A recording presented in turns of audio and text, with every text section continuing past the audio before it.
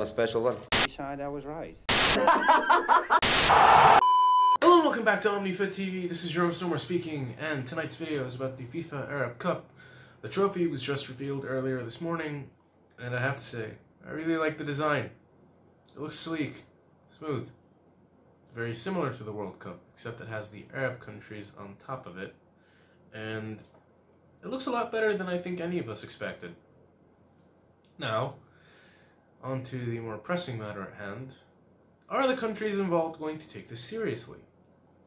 I made a video a couple of months ago detailing the setup of the FIFA Arab Cup and explaining that it doesn't necessarily seem to be an important major tournament.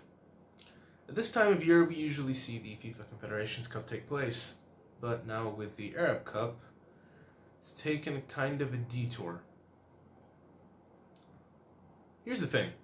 Saudi Arabia released their squad recently, and it doesn't seem as though Hervé Renard is going to be taking charge of the team during the tournament. In fact, his assistant will be, and the team is comprised of youngsters, for the most part. And that just goes to show how unimportant this is.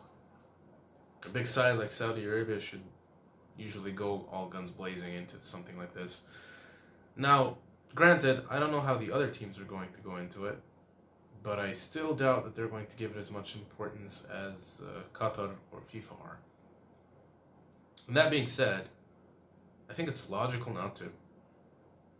It's more so a test drive.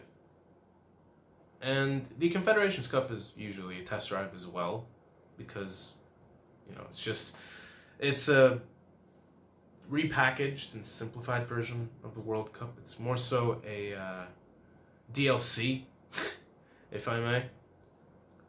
But the Arab Cup is that on a much smaller scale in a region that is, for the most part, I'm not going to say ambiguous, but obscure in regards to footballing quality.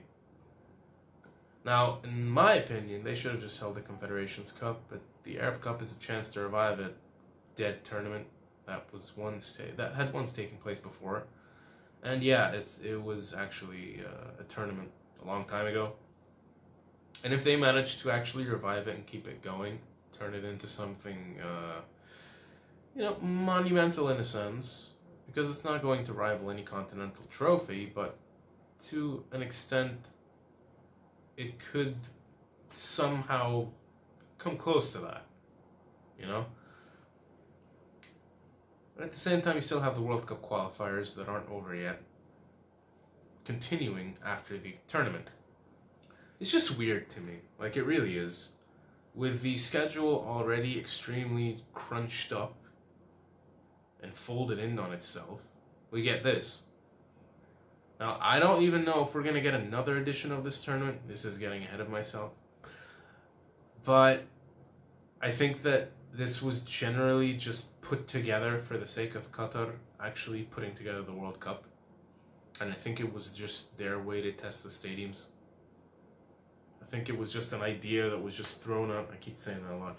It was an idea that someone just threw onto the table and said, hey, let's just hold an Arab Cup competition instead of the Confederations Cup and test our stadiums with an obscure competition. And this World Cup bid has been quite scandalous, to say the very least. I really don't like using that word. But it is what it is. Now, I'm going to be following the tournament because I hope we're going to see something memorable come out of it. And if this sport has taught me anything, it's that you always do see something memorable sooner or later in any cup competition. And that's it for today's video. If you like or dislike this video, go ahead, react. If you agree or disagree with anything I've said, leave a comment below. I welcome social discourse on the channel. I'd really like more of it to be taking place. The links to our social media accounts are in the description below. Our English content goes on Instagram and Twitter, and our Arabic content is on Facebook. We have an Arabic YouTube channel as well. The link is also in the description below for that one. And I will see you next time the whistle blows. Cheers, everyone. Thank you for watching.